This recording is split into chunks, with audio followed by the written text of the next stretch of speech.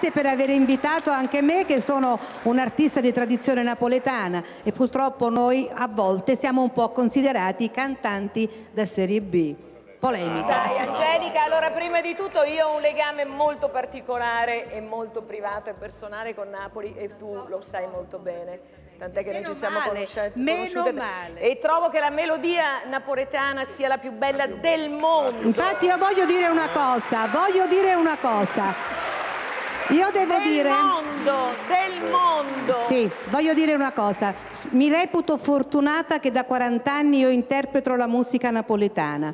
Nelle canzoni napoletane c'è la vera melodia, è una musica curativa, cose che io non ho trovato nella musica di Sanremo, perché le note non sono messe insieme bene, purtroppo.